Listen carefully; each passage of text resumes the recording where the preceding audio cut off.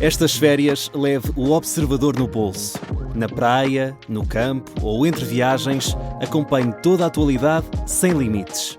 Assine com 40€ de desconto e habilite-se a ganhar uma estadia de 2 noites num dos hotéis boutique da Small Portuguese Hotels. Este verão, desligue da rotina, não da informação. Assine em observador.pt.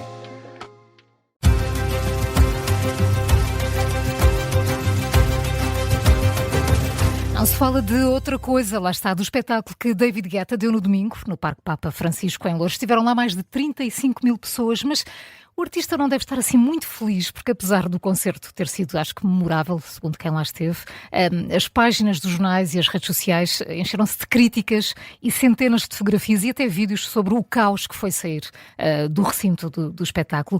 Milhares de pessoas tiveram de esperar 1h30 até conseguirem sair. Houve quem tivesse descrito a cena como uma situação de terceiro mundo, um frequentador habitual de concertos e até de concentrações de motards, que normalmente associamos a muita confusão. Diz que em 20 anos nunca viu uma coisa tão perigosa.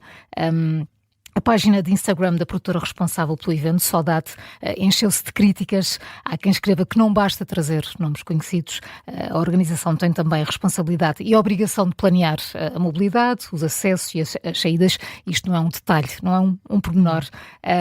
Produzir um espetáculo de classe mundial e falhar no básico é transformar o entusiasmo do público numa experiência de frustração, que foi o que aconteceu. Isto diz quem escreve, quem esteve lá.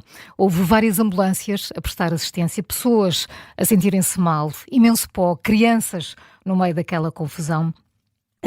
Há quem escreva que a determinada altura a multidão começou a empurrar-se porque toda a gente estava concentrada num único ponto de saída. E foi que E só havia um ponto de saída? Parece que havia 2, mas depois estava tudo a afunilar para ali, não é? Depois então é que bifurcava. Se havia má orientação, iam todos para o mesmo sítio. E depois as pessoas começam a ficar ansiosas, começam a ficar impacientes, a querer acelerar, não conseguem. Portanto, criou-se aqui mesmo uma situação perigosa. Ontem de manhã, a organização acabou por fazer chegar à comunicação social uma declaração em que se podia ler desde as entradas à operação do recinto, à qualidade das atuações e dos serviços disponibilizados. O balanço foi muito positivo. Para que tudo acontecesse da melhor forma, estiveram envolvidos mais de 1000 profissionais num trabalho de enorme articulação entre a organização, equipas de produção e todas as entidades competentes. Temos consciência de que no final da noite o processo de saída do recinto não decorreu com a fluidez que todos desejávamos e lamentamos os constrangimentos sentidos por quem esteve presente em eventos desta dimensão que concentram dezenas de milhares de pessoas num curto espaço de tempo. Existem sempre desafios operacionais que importa analisar e melhorar, mas eu confesso, acho que todos nós, depois de vermos aquelas imagens, ficamos de pé atrás. Não, a pergunta é porque é que não fizeram isso antes. Isso antes, claro. Sim, e sabendo que já havia estes grandes eventos naquele espaço e evento, registro disto. E tem noção de que iam estar lá 35 mil pessoas. Claro. Portanto, se calhar já estiveram mais. Já estiveram mais, exatamente. Portanto, não há desculpa. E aqui, eu acho, na minha opinião, o problema é que se desvaloriza porque não aconteceu nada de grave.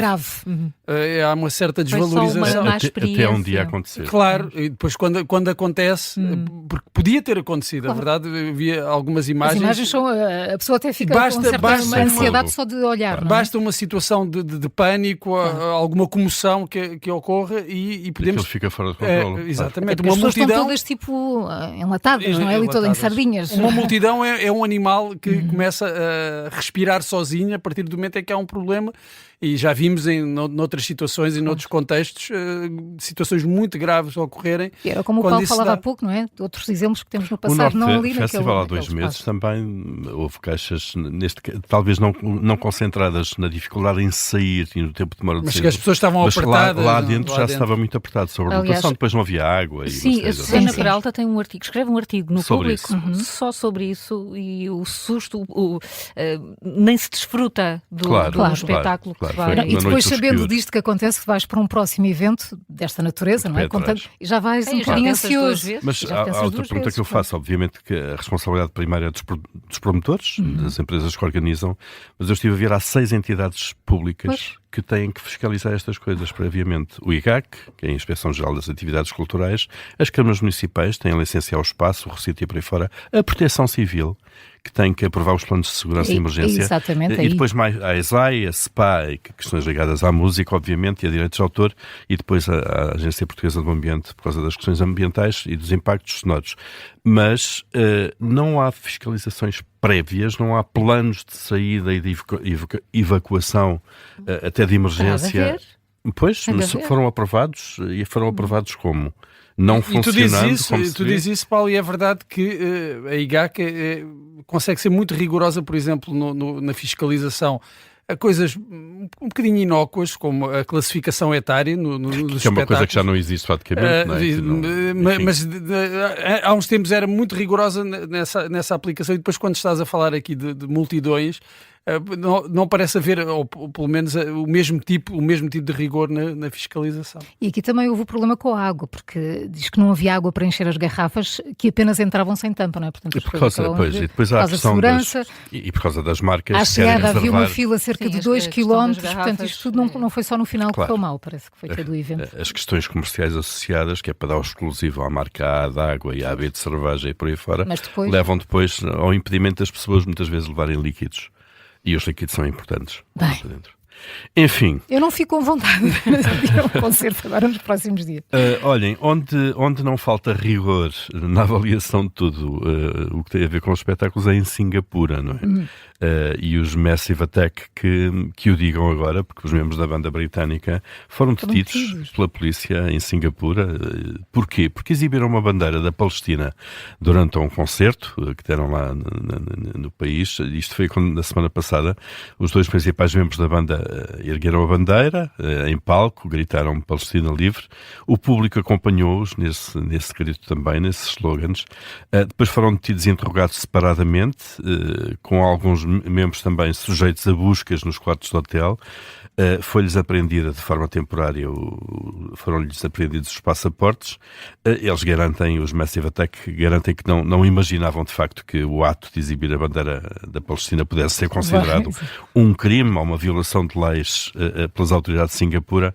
Emitiram um comunicado. Depois dizem que de facto grande parte do auditório dos espectadores entoou espontaneamente cânticos de Palestina livre. Dizem eles no comunicado, depois, sem se deixar intimidar, de que essa expressão espontânea por si só poderia violar as leis de censura do governo de Singapura. Bom, a polícia em Singapura obviamente tem outra leitura, diz que as ações da banda poderiam potencialmente prejudicar a harmonia racial e religiosa de Singapura, onde as bandeiras estrangeiras e emblemas nacionais não podem ser exibidos em público sem autorização. Singapura é um país proscolado, digamos. E eles em Singapura adotaram esta posição firme em relação às declarações públicas sobre a guerra no Médio Oriente. Em 2023, o Ministério do Interior, no equivalente ao Ministério da Administração Interna, emitiu um comunicado na altura a desaconselhar a exibição e o uso público de artigos relacionados com a guerra entre Israel e Gaza. No fundo, eles não querem ter nada a ver com aquilo, não se querem meter naquilo. Um porta-voz da polícia disse também na sexta-feira que os dois membros da banda não têm agora permissão para voltar a Singapura, portanto esqueçam lá concertos.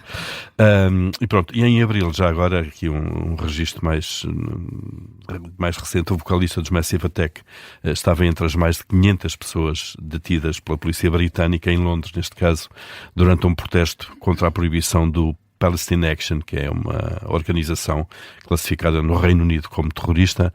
Portanto, há aqui um empenho também na causa, obviamente, só que em Singapura as regras são mais estritas.